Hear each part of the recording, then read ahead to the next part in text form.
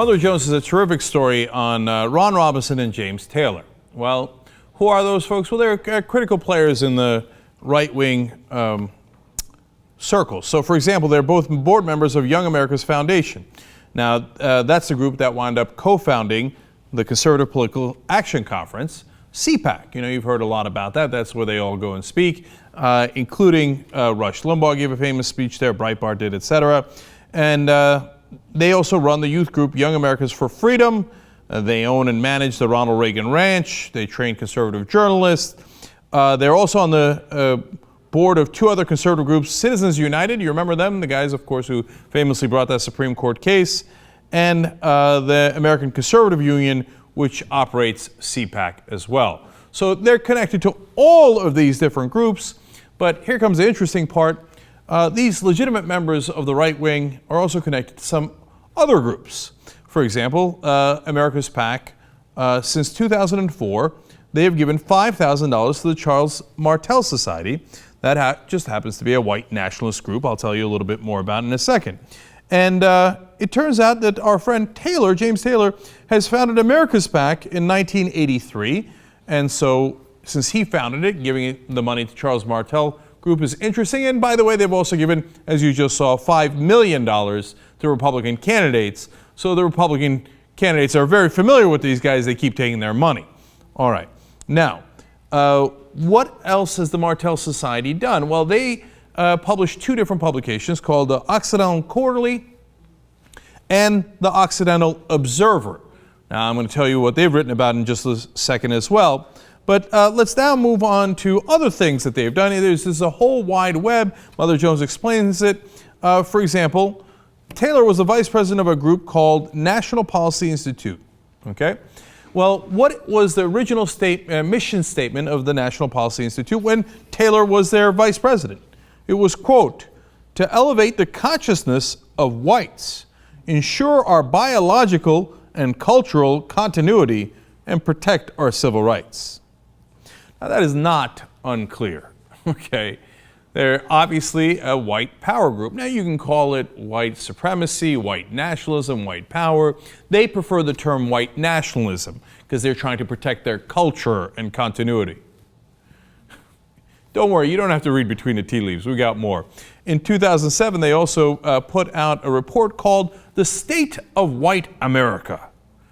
And in it, they said the Brown versus Board of Education, that of course desegregated the United States of America, quote, was arguably the worst decision in the court's 216-year history.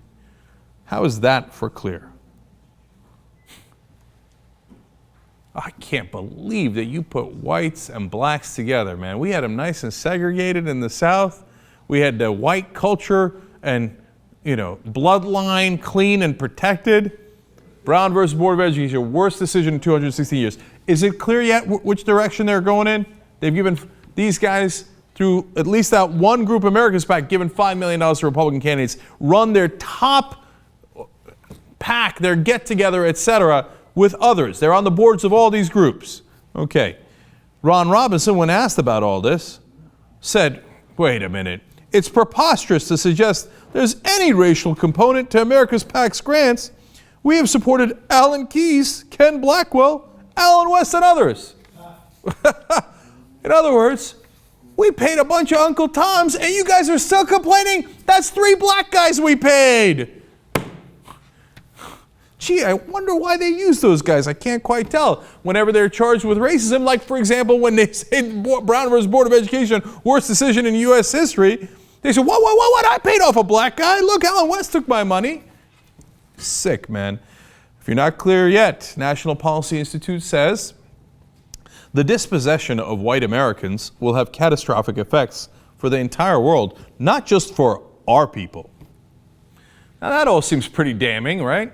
So then you go back to James Taylor and you ask him about it, and he says, look, you've got the NAACP and B'nai B'rith. Why not something for white people? To suggest that any of this would be racial is just outrageous. And the Republican Party taking money from these guys, putting them on all their esteemed boards. Well, golly gee, what a wonderful coincidence that these guys, and we ran the Southern strategy. The Southern strategy was a racist strategy meant to get racist votes in the South and say, oh, look, the Democrats gave blacks civil rights, attacking the culture of white people. And then it turns out some of the guys who run these boards, who run these conservative organizations, are deeply racist. Wow. Didn't see that coming. But if you think they're just racist, no, you're missing out on one other element. They're also anti-Semitic. The Occidental Quarterly, the publication we mentioned earlier, gave a $10,000 prize for anyone who can come up with the best books on group evolutionary strategies of the Jewish people. You know how the Jews are always going in groups and they got these strategies, and that's why they're successful, because they got these group evolutionary strategies. It sounds like eugenics crap. Not sold yet? No problem. The Occidental Observer has an archive on, quote, the Jews and financial collapse. Yeah, that'll do it. Okay. I'm sure Moynihan, who is the head of one of the top banks, and Vikram Pandit, somehow part of the Jewish conspiracy of that financial collapse. What's funny is that right-wing Israelis don't mind getting into bed with these kind of right-wing Americans, thinking, oh, no, it's okay. They're our friends. They're not your friends. They can't wait for your destruction.